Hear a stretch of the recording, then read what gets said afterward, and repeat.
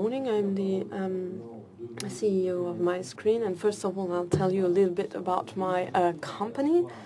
MySkreen is a content aggregator and content broadcaster for all the offerings of legal video online. We transfer 1.4 million of contents. We also operate on a very broad networked made-up website with a very strong audience, and we reach 20 million users a month.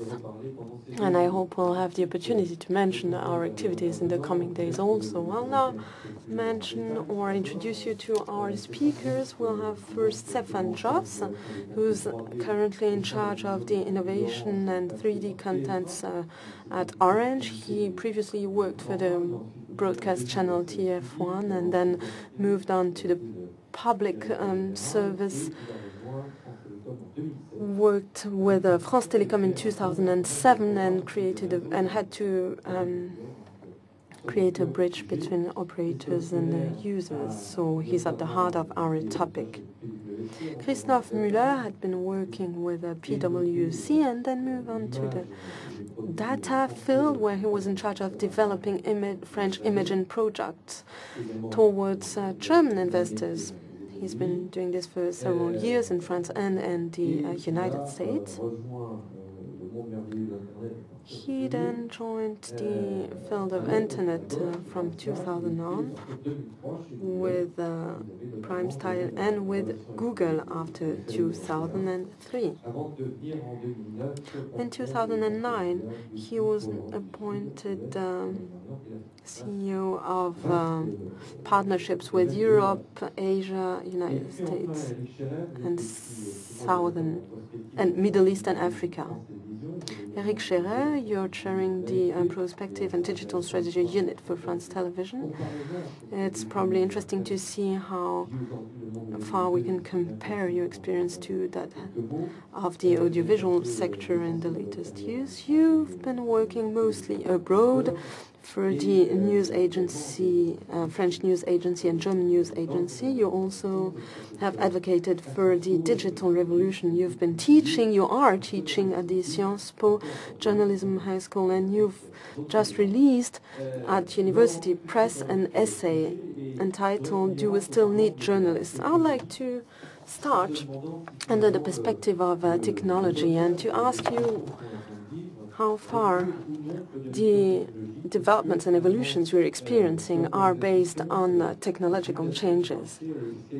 Do you think that this changes on the market is driven by HD, 3D, connected TV, by the technical evolutions? Are those technical evolutions driving forces for those changes, or is the driving force rather made up of the users and the non-linear consumption patterns? This, of course, includes the following question: do consumers want this revolution, and are they ready for that? Are they ready for that? That is a very open question. I do not think so. In general, they're not ready for that. But it depends on the audience you target. If you target a very close circle of people who are very familiar to the internet and to new technologies, of course, all of us are in a position to access to non-linear content. And this, all the more, than we have been used to live TV and live broadcasting, which is the strongest medium. It is a strong addictive drug, and it's difficult to get rid of it.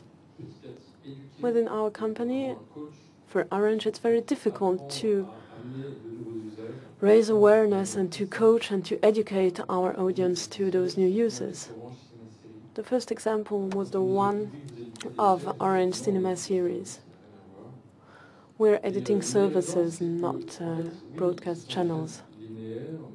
Of course, we edit non-linear channels, but they are also related to a specific demand related to those services, with start over systems, that is offering the possibility to start again the content whenever you want to, but also offering complementary services, offering multi-screen broadcasting. All those services led to the fact that consumers that were originally used to live then got used to multi-screen users. So I think it is a very broad work in terms of educating the audience, but with good technologies and quality infrastructures, we then have the opportunity to manage in this field. I then turn on to my two colleagues because we need those contents to be attractive and to encourage the audience to move on to the next content. What is the impact of technology? I think technology is now playing an essential role. We see three various factors. First, very powerful connected devices. Nowadays on a TV you see CPU, you see chips that are really very powerful as a computer. Second factor, the broadband. In France we are very lucky that the development and investment from the content providers have enabled us to have a high-quality broadband. But we see this development happening in other countries. This is the second point. So you see the broadband that is broad enough to enable quality broadcast. And then we see the content production and content quality. This is the third factor. For 100, 150 euros, you have a camera enabling you to produce HD contents. So first of all, we see nowadays that those three factors are converging.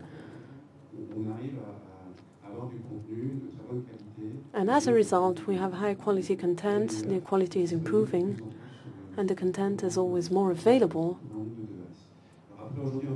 on an increasing amount of devices. And YouTube, we announced a few figures 2 weeks ago that are rather impressive.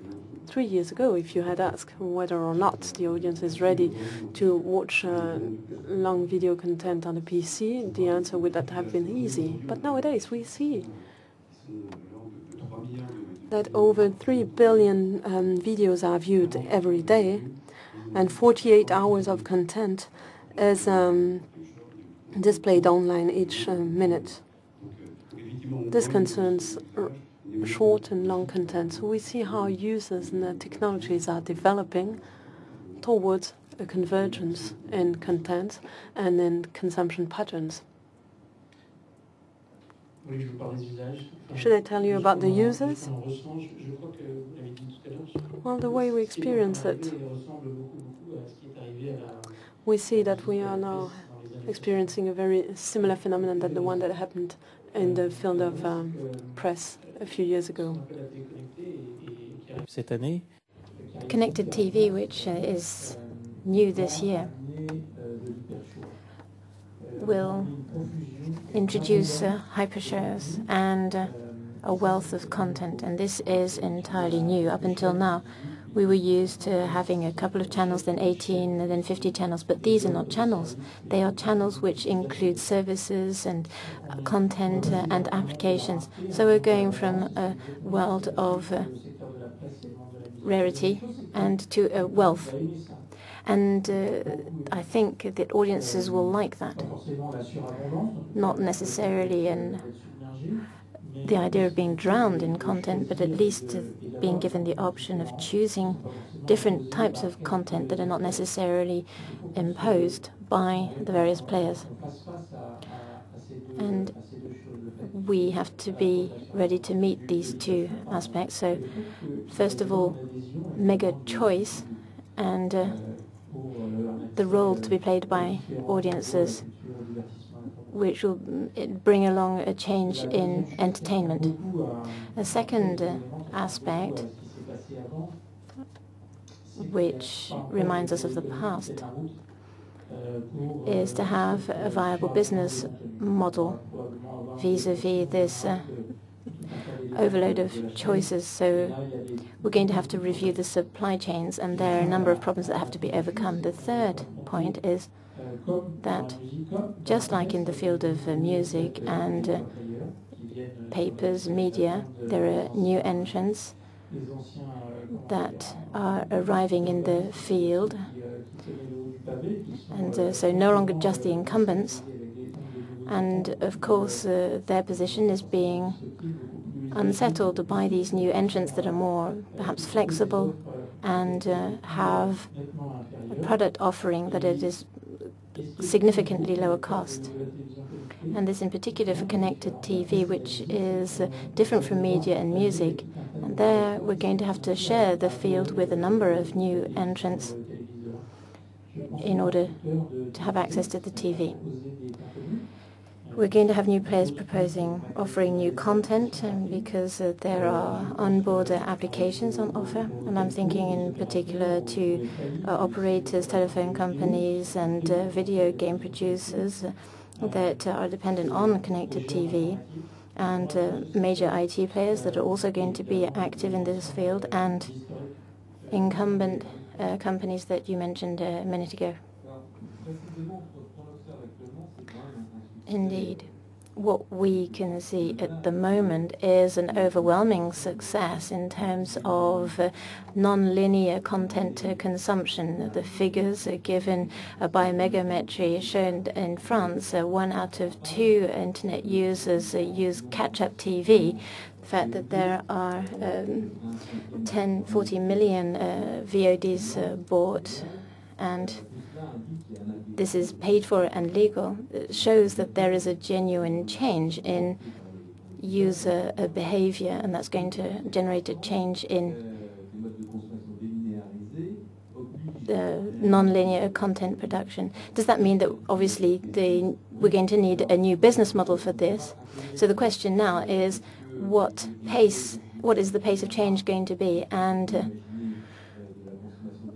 how is the share shift going to be to non-linear content, and to what extent is this substitution of content going to take place? And as an offshoot to that question, what role are or incumbent channel producers going to have to play in this new field? So what is going to be the place of non-linear content and business models? I think we have several options open to us. As a network operator, we have to make the most of our network in terms of know-how and offer the most seamless and secure experience possible, knowing that the relationship of trust between the provider and the customer means that we have to give secure payment methods. When you see what happens in the field for other players today, giving your credit card details and IP banking, for example,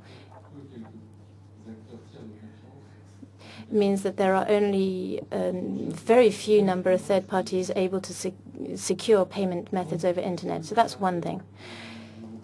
Now, I represent one of these network operators, so how can we deploy this business model? I think that it's together with other players, 2 of whom are present here, and use a virtuous business model. This means, and this is something that we saw with Deezer, when you want to launch a new product offering with an internet-based partner and via new screens, i.e. via mobiles and connected TV, with a business model which is based on the client base that we have and something that we maintain. We're not just talking about customers that simply come across us by accident, but all the other aspects of our service, after-sales service and presence in the high street, etc. So in terms of business model non-linear content, having a classic base and know-how is a way of reassuring the consumer towards a new consumption method. So yes, to new content, but a player like France TV, FTV, has a strong role to play in this, because it is the strength of the power of the brand of the content. So, for example, a consumer has this idea that I have this TV content, I can go on internet to catch it up. And this, if you like, is how we build the new business, but it's based on a classic base. Just coming back to Laurent's first point in terms of user behavior, yes, there is new demand from users. My personal experience shows that in France, we are slightly ahead perhaps than other countries in Europe, where we have catch-up TV that was launched way ahead of Spain and Italy, and today demand is high for this. And what we've noticed is that the development of catch-up TV adds to what already exists, and the comments that we had on live content. And the notion of catch-up TV for the most part is 24 to 48 hours after the first screening of the content. In YouTube, what we do is offer a platform, because incumbent broadcasters have their own websites, and we give them the opportunity to increase their audience because the YouTube, if you like, is a crossroads of all of these platforms for traditional broadcasters. So we can add, if you like, and help build the network for traditional broadcasters. Now, the business model is difficult for us because we only rely on advertising now for about 10% of our revenue. We're a state-based company, so I would say our business model will, well, because of fragmentation of audiences and this overwhelming number of options available to customers, other players may have more difficulty than us. The thing that we have is we depend a little less perhaps on American TV soap operas,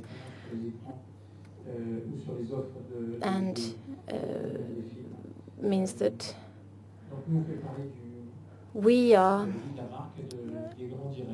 trying to base our business on major live events and productions that are made by French producers, but at the same time we have another raft of obstacles, which obviously are of concern to us. And I'm thinking about sports or rights that are linked to sports event broadcasting, and thinking about neutrality of the internet, which is a discussion that is only just emerging. The other question is, how are we going to introduce this streaming with non-linear content? How are we going to manage games and the plethora of formats that are available today with different TVs, different between operators? All of these facets represent various concerns for us. At the same time, there are other aspects that we have to bear in mind, such as, for example, application stores that are the equivalent of a horizontal iPhone with multiple applications, not just a number of channels, but millions of apps. Will our brand, and I'm obviously convinced of this, will our brand be able to keep its place on the main side, or is it going to be sandwiched between two other smaller brands? I hope that we will remain up there with the top few. Coming back to something I mentioned earlier on, the pace of change. At the moment, we're having a discussion now, and there are a lot of symposia on connectivity. And one of the questions that seems to come up and cause a lot of debate is pace.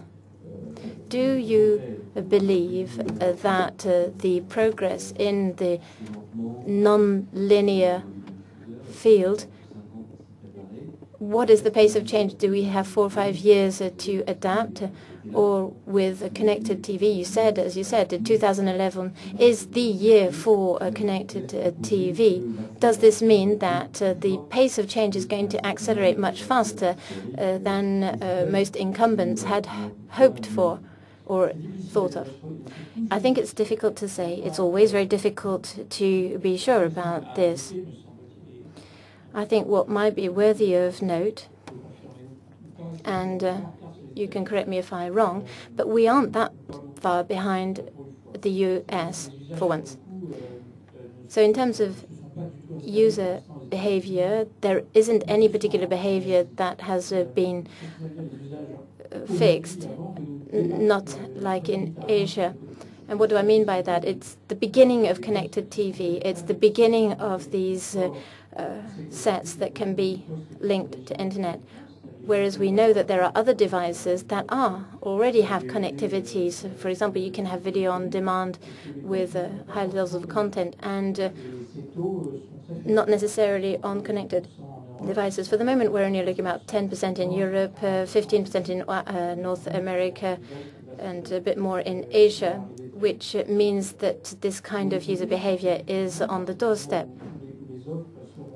I think that as soon as we have a product offering and you have high-level TV sets, which since the month of April are available on the French market and in the rest of Europe, and we're going to have these application stores, there will be internet connectivity available. And in the US, over the summer, the V2, probably at the beginning of 2012, the end of this year, there will be a destructive offer, whereas Netflix will be arriving in Europe, not necessarily in France, but at least in Europe. And we will see the arrival of normal broadcasting coming to upset the market with very attractive offers. And so I think the pace of change is going to be very fast. Yes, the figures that we have today, and it's interesting to see what is happening in the US now. For us or other companies that you mentioned, we are working on a V2.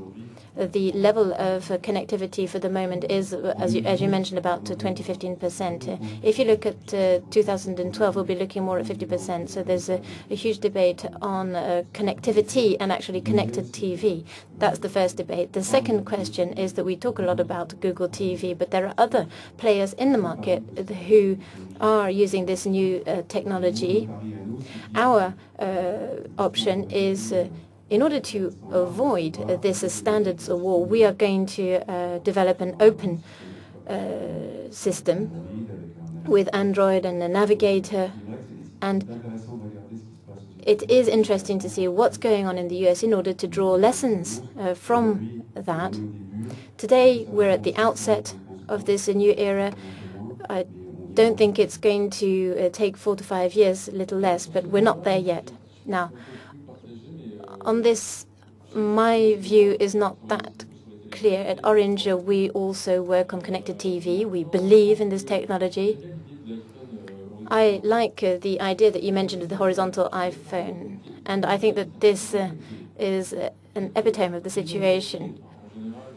And those who control the remote control in a household is a kind of producer, but I don't know how in future we're going to be able to share a TV with the different applications. For the moment, a TV, in my view, is not an iPhone. It's the opposite. It's not mobile. It's fixed, hung up on the wall, or placed on a piece of furniture. It's something that, by definition, is there to give emotions and live content. And as things stand today, for example, on Friday evening, we all know on channel FR3, we know what's going to be on. Now, if you're a connected TV on a Friday evening, I don't think people in their passive state and in a relaxed state, if they're going to automatically switch to that new mode. Whereas with connectivity, you have choice and then you have action. So if you have an active user, I don't imagine Samsung or LG doing sufficient marketing to make the user active. So I think there's going to be a second phase to this, which is the regularity of connected TV use. And for that, I have more doubt, because I think that it's going to require more time to change client behavior. So you have live broadcasters, FTV, etc., and they will start building and constructing a user culture, building bridges with various services that are connected. Then, based on that connected service basis, then yes, we will move towards something else and begin changing new customs and habits. But for the moment, I still have a number of questions about this. Okay, so remaining on the subject of connected TV, what does it change for you as players in this market? How do you work it into your strategies, and how do you see HBB TV for those who aren't familiar with this system? I think that everybody here knows about it. Is it a kind of Minitel that was invented by TV broadcasters as a reassurance, or is it something, a technology for the future? Okay.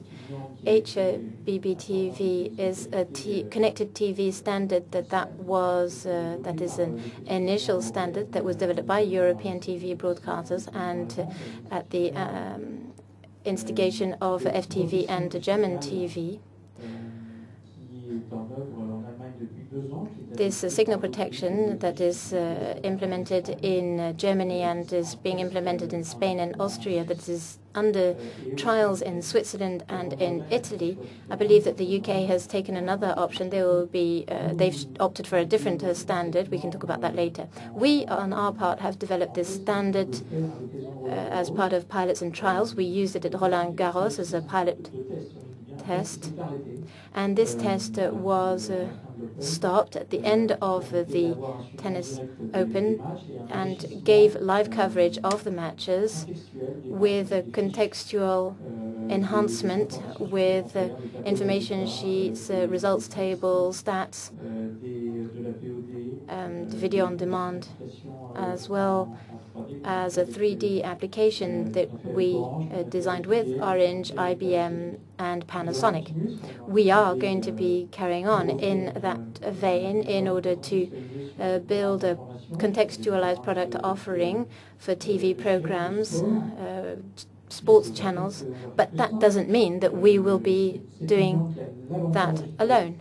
It's a standard which has the advantage that it's been adopted by all TV producers broadcasted on the French market, and so it's going to be possible to watch French TV channels with enhanced features. So you have a trigger system. If you want to have social networking, interactivity, and interaction with the program, then you have the opportunity to be able to launch that kind of service. And you can also get access to application stores which belong to the manufacturers. We're going to be working with the manufacturers indeed on applications. We'll be working with other players as well. So it's not the be-all and end-all of connected TV in our view. Our strategy is fairly simple. It's built on two parts. First of all, being open and placing the user at the center of what we're doing. So today, in terms of multi-platforms and multi-devices, what we're doing at YouTube is we want to be on PCs, on pads and mobile phones and connected TVs. So YouTube in back is a first step in test. And in back is a way of watching YouTube on the large screen format on your TV. So, yeah, you can use your mobile phone like a remote control. The second point I wanted to raise in terms of these new technologies is today we have Mayor UK, the different standards. In Japan, there are other standards again. And as a global player, for us, it's important to have a standard that works everywhere. And what we did was look at what's been done in the mobile field and what's been done with the iPhone, where Apple simply built a navigator for its phone. And we saw an explosion in use. And for example, we saw an explosion in Google Map use outside of PC use. And so we want to optimize our standard to be able to use our services on small screens. We are going to be having an openware system via a navigator, and as time goes, we will optimize this for the various uses that will become clear later. I like the idea of this standard. It makes it possible for all players to have a level playing field for discussion on how to work together. So I think that that is good. So HBB TV, I think that's good. I saw what was done at Roland Garros, and in my view, this was quite an amazing service provided by FTV. Connected TV is has quite an impact, but it's because it's based around live TV. Now, some of you here, when you didn't have internet, you had access to something called teletext. And at the time that existed, not many of us used it, and yet it was there. So even though TVs can be used to access information, they have this extra service, inbuilt service. As we saw with teletext, we will need perhaps a world standard before getting to genuine connected TV. There will be a sort of a major step to overcome. Now, there is something called the triple play, and most of you know what this is. And most of your TVs are connectable if they have triple play, because you have internet connectivity with extra services that are in addition to the basic TV services. So, for example, you can have a replay, or if you have you have a video on demand, and you have extra services on internet if they're available. So people who already have a TV which is connected via a modem or box, you'll have a double connectivity. So you'll have the HDMI connection, and then you will also have connectivity via Ethernet or Wi-Fi. So double connection to internet. In terms of user behavior, well, first of all, you have to get over the habits that exist with the operator, and have a breakthrough in terms of normal TV use. I think you're quite right. In the majority of cases, TVs can be connected, but they are connected in a closed environment, and I think that is the difference. The connectivity that we're talking about today is different.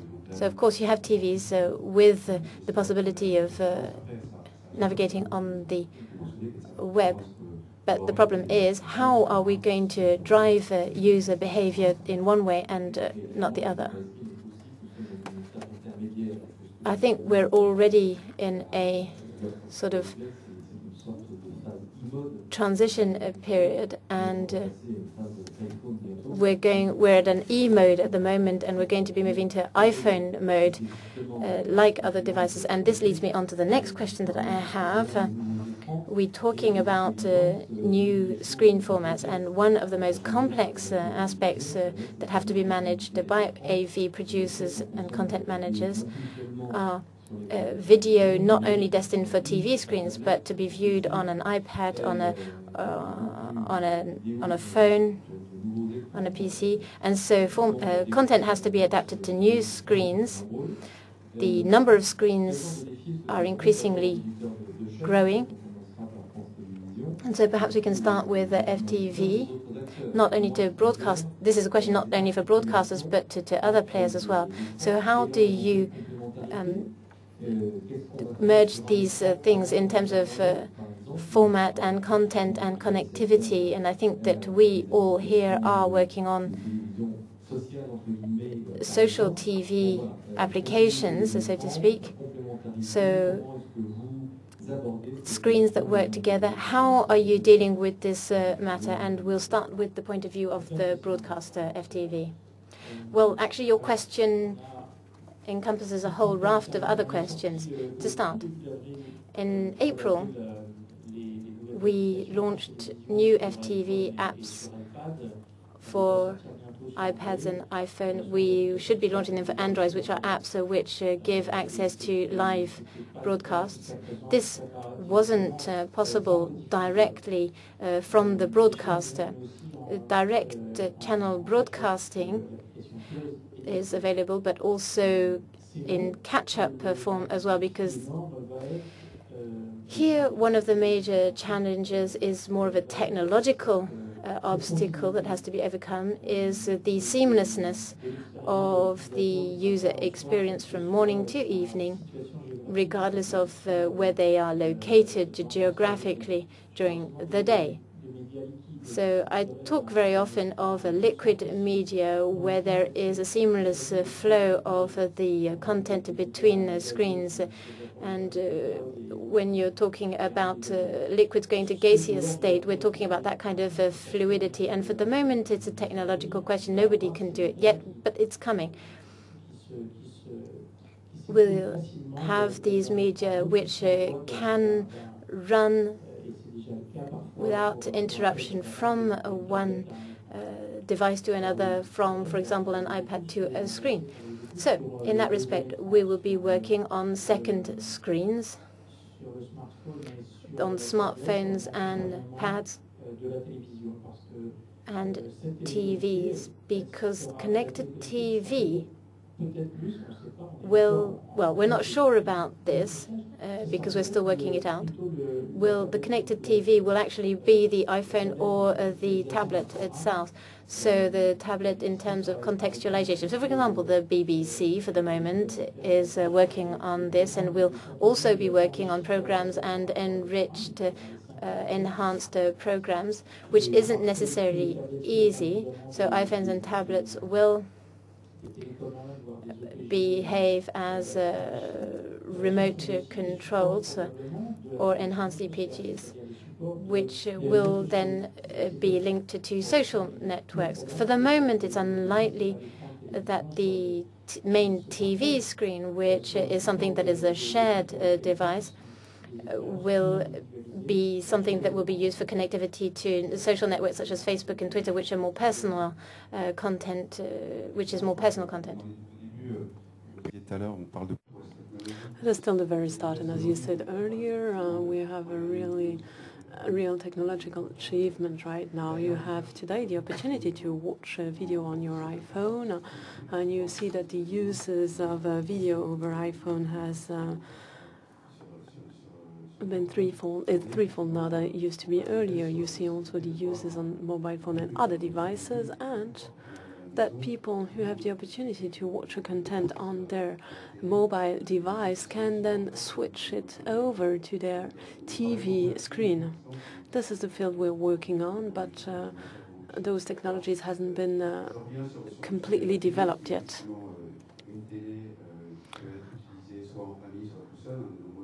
As regards to the TV, it's possible to use the TV in a collective way or in an individual way.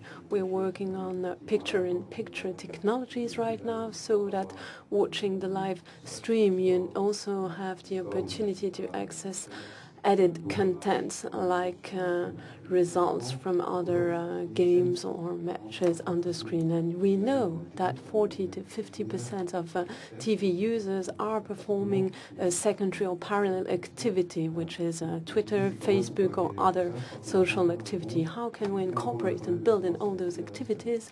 We still have to work on this, and the question is, short TV remain a social and family element with no personal individual use, so that you're not going to watch your Facebook and personal Twitter account while watching TV? Second question, can we develop complementarity with live streamings using added information items that can be displayed on the TV screen? These are the main working areas we have to develop right now. Concerning mixed content, I remember a conference I attended 1 year ago, and the organizer had organized a Twitter thread with Jost, and this Twitter thread was displayed on the screen, so that everyone in the conference was tweeting in the room. And we had some criticisms or some personal comments, so that in the end the audience was rather focusing on the tweets than on the conference, and panelists were also doing so. In the end, we see that people are not focused anymore on the actual content. This is why I'm very cautious towards those technologies, and this is my role as an operator. As a telco, I have to support and to accompany this technological evolution development in order to avoid a result, a too extreme result, which is that in the end each of us is locked in a small world very much related to Paris. And if you just visit the other regions in France, you'll see that the basic uses consist nowadays in watching the program schedule and choosing the program you want to watch on TV. Of course, there's a gap between generations, and uses vary between generations. As we're mentioning business models, I think a large market share is still different to that model, and we have to take this into account. All those technologies we're mentioning are related to Wi-Fi technology that is at the heart of the domestic home and at the heart of the network. We're not always the best one to deal with that, but we'll try to find partners that are in a position to better operate this than we can. This was the case with Dailymotion, that operates a platform that is accessible everywhere. And it was clever to have a strategic partnership with this already existing partner than to try to develop this on our own. Yet, it is also an important point, which consists in supporting those developments. We drew back from the field of TV and said that we wanted professionals of those fields to operate those devices. Concerning seamlessness among screens, do you have a specific approach at Orange? Are you developing typical interaction between mobile and TV? Yes, indeed. Some players and operators are already doing so in the United States. They are quite ahead. In Japan, I saw very surprising devices, but we need to be in a position to adapt this to the existing network. Apple is considered as a model, and they are lucky that they started the reference device, which is the iPhone. It's not an E412 iPhone. It's another one. At Orange, we have a very numerous amount of devices, of mobile terminals. And therefore, we need to tackle small micro markets according to the diversity of devices. Of course, Apple is a particular example and is a closed universe, a closed environment. And I think many operators offer triple play devices. Thank you very much. I'd like to come back to those business models. We briefly mentioned them earlier. Can we discuss the issue of monetization as regards format uses and new practices? What are the possible monetization patterns? As far as pay-per-view and free-to-air are concerned, MySkreen is a reference operator for free-to-air and pay-per-view content. We see how the volume develops in both fields. The VOD market has risen from 80 to 150 million euros from 2009 to 2010. We see that the in-stream ad market has risen from 14 to over 30 million euro between 2005 and 2010. We see very strong increasing margins concerning ads, but also pay-per-view. In the United States, Netflix has been very successful and gained 1 million subscribers a year for a total amount of subscribers amounting 23 million. I think that YouTube has conveyed interesting figures on the ad market. Can you expand on this and tell us about the developments as far as YouTube is concerned? Our main activity at YouTube, of course, we've been existing for 6 years, and our main activity is related to short movies, short formats. And we see on the platform also long formats emerging, professional and non-professional formats with a free-to-air viewing, but also transaction paying. So it's not a subscription, it's a pay-per-view like VOD as it already exists, and on several websites in France and elsewhere. So nowadays we think that YouTube may be the platform for any kinds of content and models. We start with free non-professional content and move on to pay-per-view and professional content, maybe with a longer format. We're looking at a rise in announcers and ad revenues that have doubled in the latest month. And we think that advertisers will support us and can further accompany us. Considering the big picture, you see that 75% of the main advertisers are already represented on the platform. Our ad revenues have doubled, and we see that 15 to 20% of the users on the platform are moving toward new formats. The user is at the center of our approach. We have a very innovative advertising approach, so that the user may skip the ad. And we think that in case the user watches the advertising, then this one will be more expensive. According to the various standards and formats and streamings, we'll see probably a rise in prices and have a higher monetization for our partners on the platform. Eric Scherer, your opinion on this?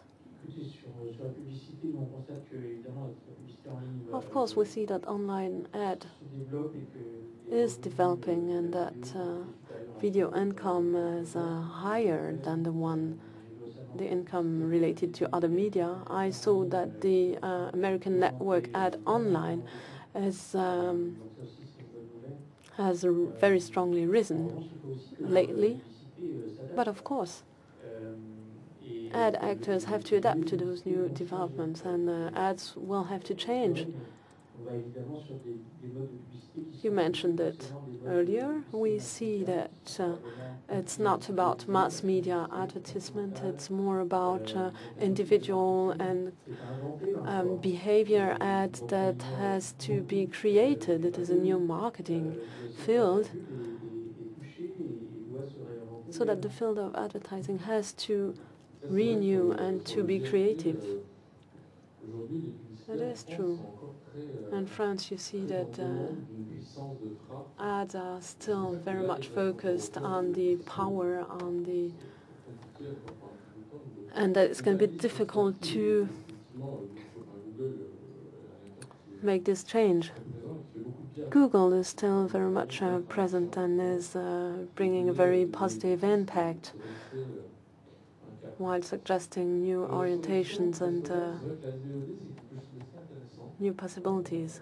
We see that the VOD model is very interesting in that respect. The MySkreen system is very interesting because it mixes, as YouTube does, a very flexible approach and other approaches.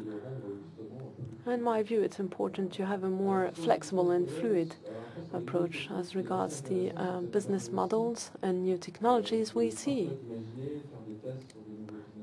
that we can test or try new business models, and in the end we see that the good old recipes are still the ones that work. As regards 3D,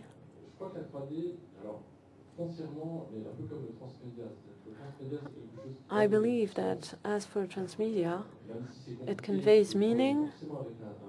It is a complex issue. It has to be developed together with a broadcaster, because we need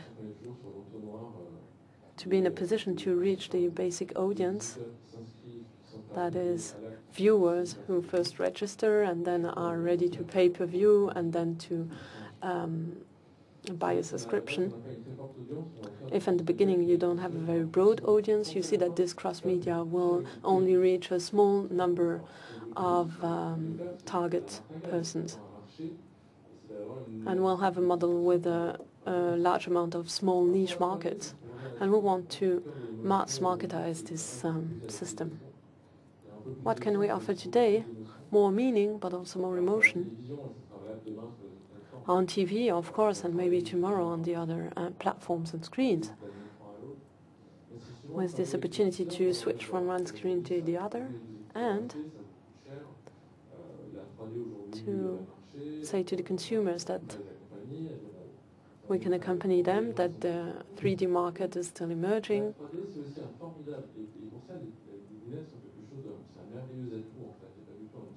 And that this 3D system is really a major asset and not an obstacle, because with those glasses you have the opportunity to have a different practice. I think the worst scenario today would be a 3D TV without glasses, because you would have the opportunity to view it anywhere.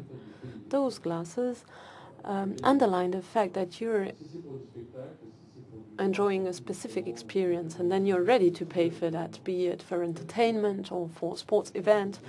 There is a major event, and then you can, on this basis, create an innovative business model. As far as the formats standards are concerned, do you think that we'll see the emergence of new formats, of new kinds of programs? Can the current development give birth to new audiovisual experiences for the TV surfer and TV viewer in the coming times? We see that Next New Networks, this New York-based company, has become a content editor. Maybe the perspective from FTV and Google might be enlightening as regards this topic of formats. Of course, we'll have to work in close collaboration together with the producers in order to enrich the contents, in order to meet the potential demands and resources from connected TV.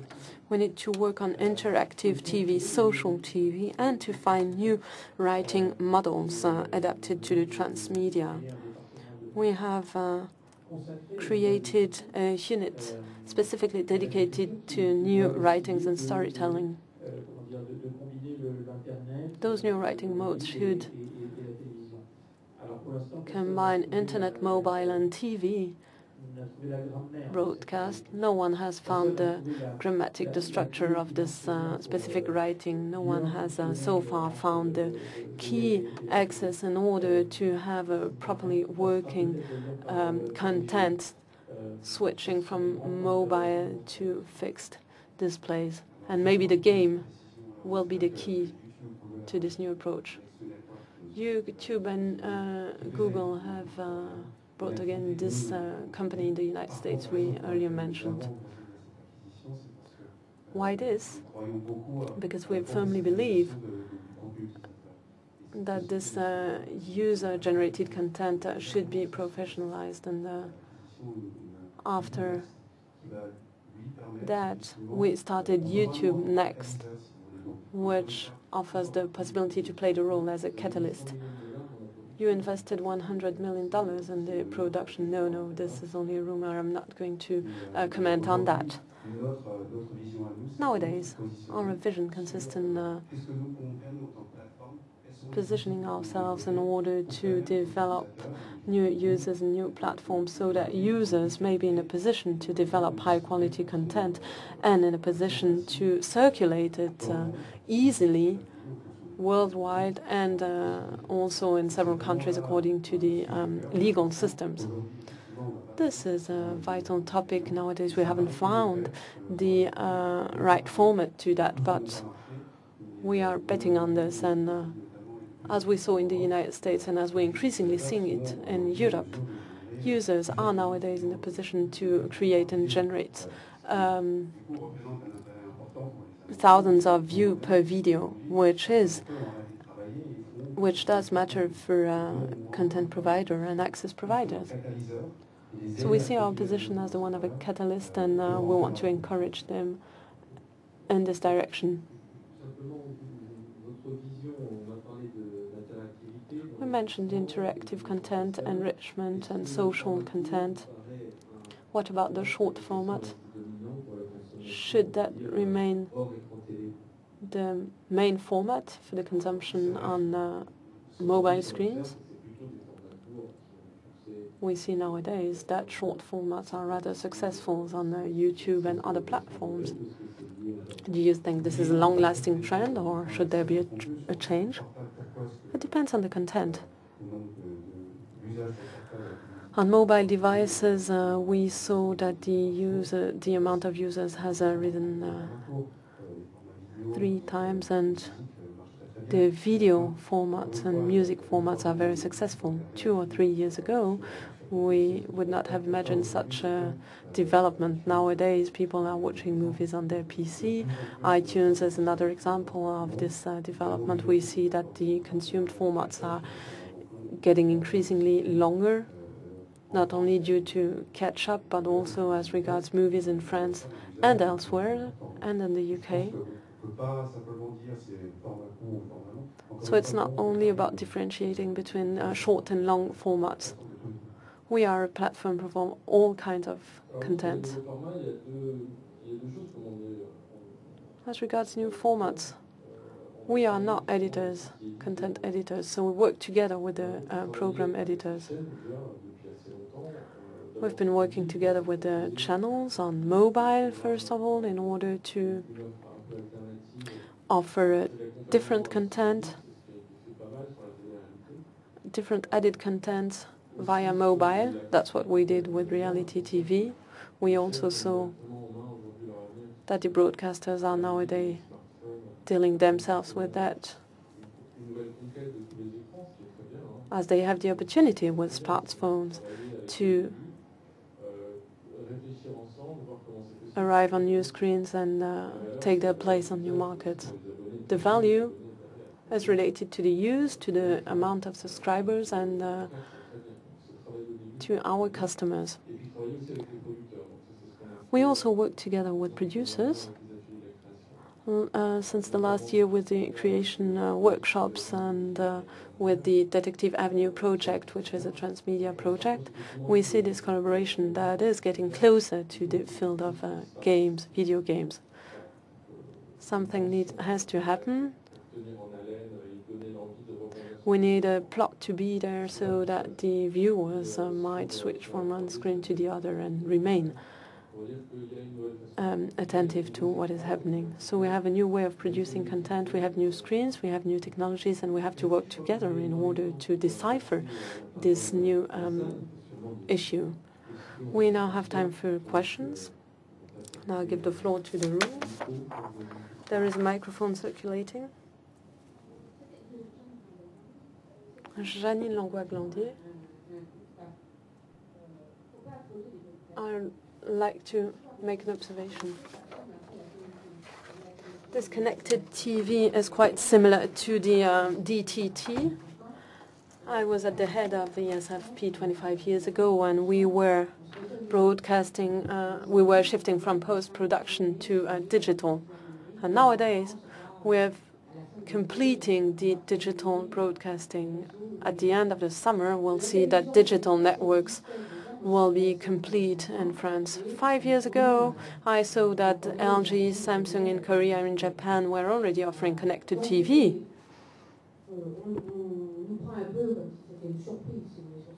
So this issue of connected TV is not a surprising new item. I agree with Orange and YouTube and with what their representatives said. We need to be fascinated for that. We need to watch what's happening there. But this is not a totally new trend, and this is not a totally booming trend. Nowadays, people have already bought some connected TVs, offering them the opportunity to directly surf on the web, and they do not even know how it works. And I'm not sure that they would really be fascinated about that if they became the explanation. I had the opportunity to talk to the operator that has been working together with Orange during Roland Garros, and we saw that you had the opportunity to click on one player and to see all his games and to watch his biography and to learn a lot about him. So many items of information that were not in the program itself were added to that. But I, as a film producer, want the viewer to be fascinated about that. And if he's focusing about the costumes and the making of, I'm not sure that the viewer is going to be interested in the actual content. Moving back to the sports event, if the match is really interested, are you going to try to look for added information? I don't think so, and I don't hope so. I hope that it's only afterwards that you're going to try to find all those added contents. We see cooking programs. You saw a particular recipe, and then you had the opportunity to know what the quantities were. Of course, that was interesting, but live TV is something different, and connected TV is bringing added contents, but is not invading the conventional TV.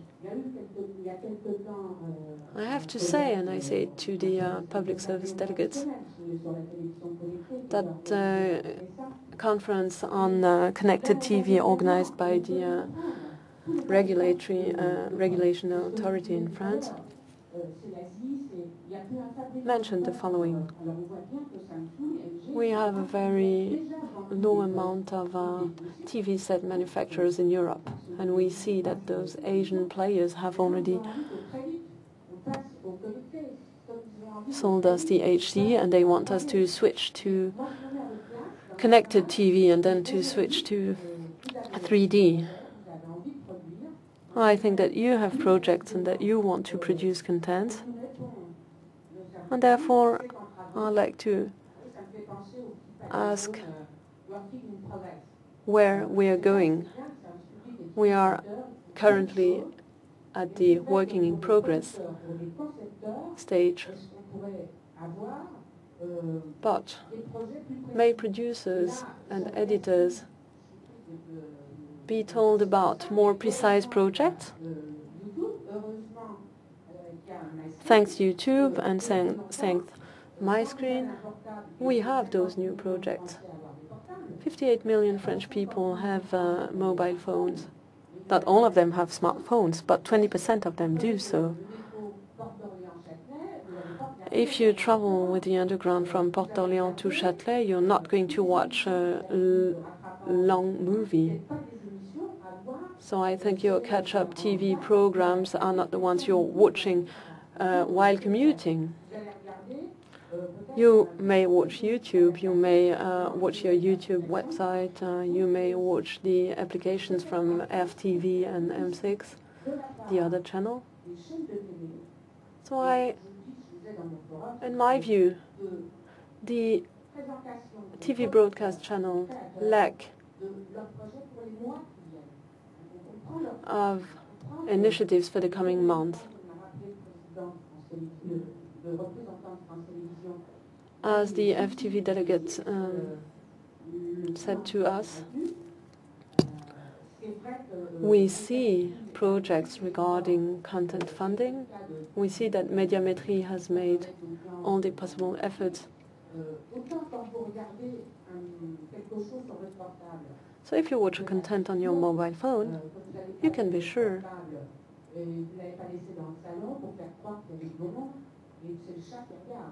that you are not going to let your mobile phone turned on in order to let people believe that you were watching it. This is what happens with the TV. This is a specific use of TV.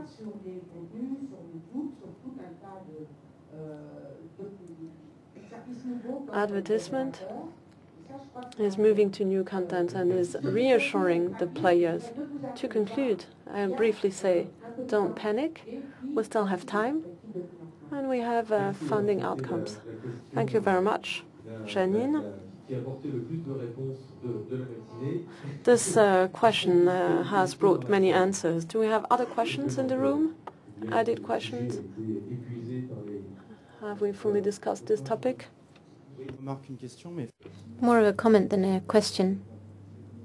We talk about a lot connected TV, but there is one form of medium, the cinema, which has been digitized, and it hasn't been much talked about. And I'd like to know whether you could talk a little bit more about the cinema industry, which is, I would say, a social experience, and what are the tendencies that may move away from the household and more to an events-based emotion via transmedia or cross-media, which is what I believe.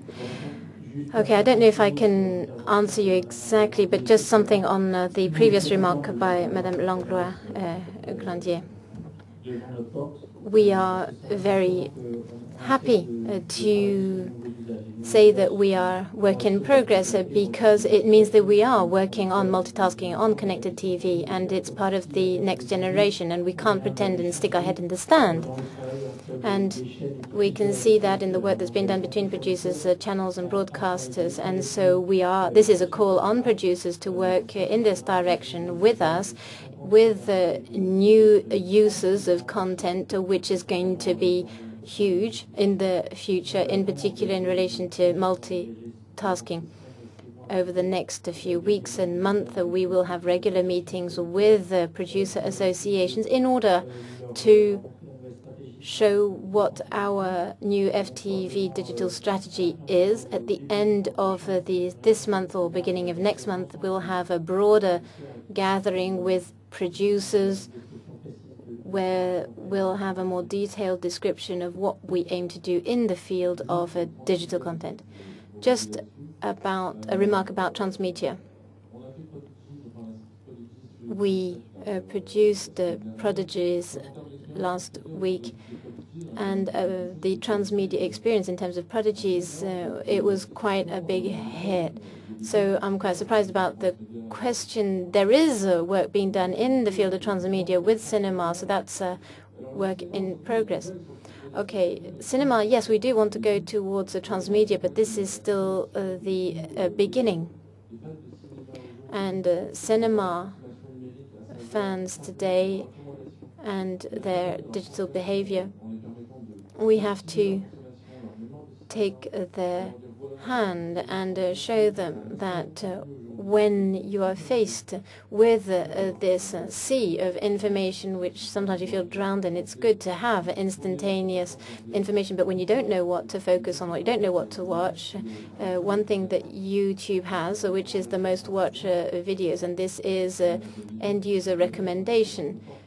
And with these are user-driven brands, for example, except for state services, which opens the way for Plus Belle la Vie programs, for example. But I think that the first step should be simple, a simple approach, and then see what follows on from there. Yes. Hello, a question for the representative from FTV. My name is Rémi Coulot. I am a producer, writer, internet pioneer, and a project manager. I would say there's a small weakness that I often come across in the course of my project. For example, may of interest to an operator who's prepared to support it. Finance isn't an issue, and it's almost pretty much set up. But At channels, there are program managers. So, for example, a classic documentary director. And with the editorial committee, I have a problem because it can only work on the internet in terms of audience figures if it is produced.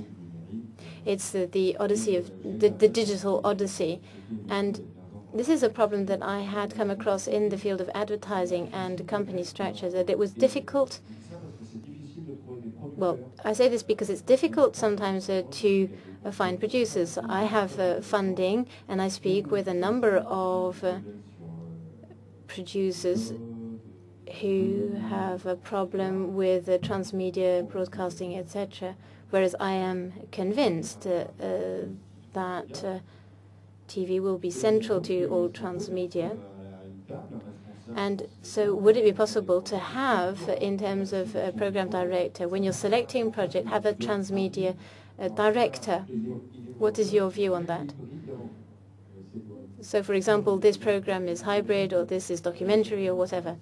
Okay, I think you're quite right. This is something that we are setting up. We are, as I said, a work in progress, and we have been, over the past few weeks, been setting up a one-stop shop for new forms of writing. We have Boris Roisan, who will be a bridge between web and TV, together with the program directors. And so I encourage you to get in touch with him.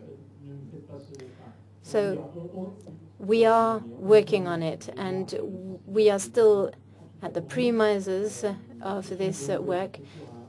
These are new projects that still, well, everything is up in the air. Well, new writing, that's all well and good, but it's more difficult to have 52 minutes of TV than have all different kinds of video, clickable, and different format videos. Well, you can help us work on that. It's good that you talk about Bruno Roisan, because he's here, Boris Roisan, because he's here with us, and during the breaks and networking moments, you will be able to talk with him. Last question from the floor. Hello. Thank you very much for this very interesting discussion. We started with live content, moved on to connected TV, and moving on to social TV, and finished up talking about transmedia. I have a question which covers all of these aspects. Connected TV. What is interesting with social TV is that it will help TV, through these new uses, to change the paradigm of live content. My question is, do you not think that that is the direction we should be heading for in terms of writing, in terms of what is social TV, rather than thinking up new formats that are perhaps more complex and may arrive on the scene at a later stage? Do you make a difference in terms of content for social TV or not? Yes, this is a step in our work. Social TV is a move forward towards this universe that we've been talking about. And the speed of change in the press and music industry has taught us a lot of lessons. And I think that social TV is something that is going to be worked on right now and already exists. People today watch major programs like Top Chef on M6 or other political debates, sports events, whilst connected to social networks. This is linear content which is linked up to social networking. Now we have to tie that more closely in at the upstream stage, and we will be working on that in the next few weeks. So coming back to the example of YouTube, we are completely integrated with social networks. We have our own algorithms for recommendations that I mentioned earlier on, which means that we can push the most viewed videos, what's been recommended by your friends, and it makes us, or it gives us the opportunity as a platform to add comments, for example, and give individual responses. So if you are a producer, you can have a direct discussion with the users, which has always been a central part of our strategy. We have about 400 tweets per minute, which is an illustration that it is very much a part and parcel of our YouTube strategy. We have a business forum afterwards, so it's good to introduce yourself. So, Claude Leproust, Mediapart. We, over the past 3 years, have been investing in digital media to increase diversity. So I think the first thing that we've noticed is that there is a huge amount of creation and to focus on live. I think what's important here is that the thing is that we will be launching a new experience around Braco 2, second season. And why? Because, well, we had a first season which created a certain amount of followers, of fans, and given that this kind of programming is a driver for development, and between the various episodes we'll be introducing other content in order to drive momentum. So what I wanted to say is that it is true that when we started investing in digital media, even with a major producer, it's still difficult to work with broadcasters. Why? Because in terms of organization, there is still a separation between those who work for the channels and those who understand this new form of media. And we're not having one instead of the other, web or TV. And this is why we need to build teams. This is why, as not just as producers, but directors, we need to guide people who have different sets of skills, who will be building stories and using social media and added content, etc. Now, as you are all experts in this field, and so I think we need broadcasters that help us finance the broadcasting of this. And this is in all fields, whether it be short, long fiction, documentaries, shows, sports events. And we need people who want to understand on the first. And we need as well to have strong wills and strong policies with a risk allocation which goes through proper budget earmarking. And so I know it's difficult to understand the kind of projects that we have, and very often it's difficult to sell them. And as youngsters, many of you here are youngsters, you go through the front door, the back door, the side door, and you still hang on. And all this to say that it's still very difficult, and sometimes we can be disappointed. I'm thinking in particular to a program, C'est Notre Histoire, which was aired on France 5, which was very interesting from a public interest point of view, because people could contribute their own personal accounts in terms of contemporary history, people contributing to the broader scope of history. And we had a website that didn't work very well, and so we weren't in a position to be able to demonstrate that we really had a genuine topic. Well, producers are producers because they have a story to tell, but we also need people to help us tell that story.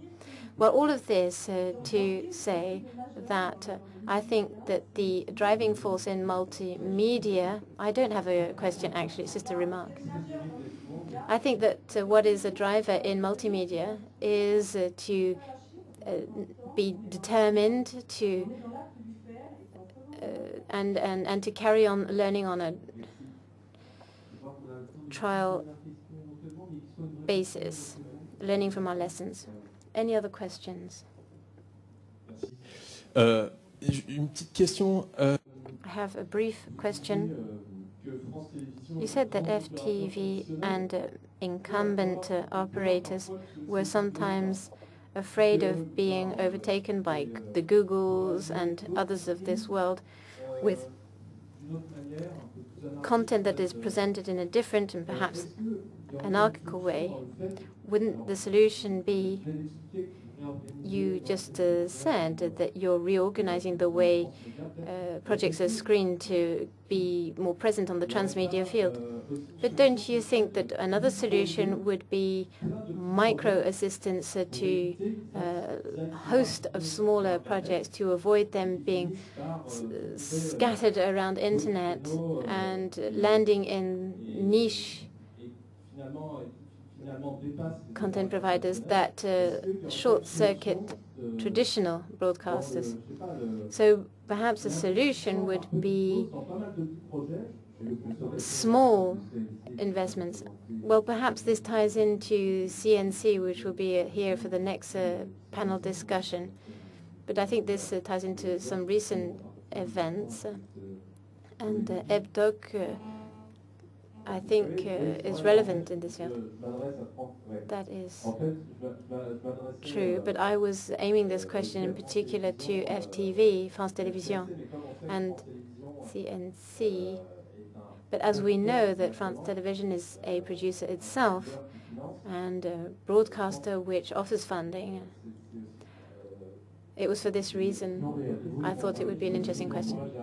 Well, I suggest you try and meet Boris Raison, who would be very interested in your views. He will also have a funding, and this isn't negligible, so he will be available for meetings today.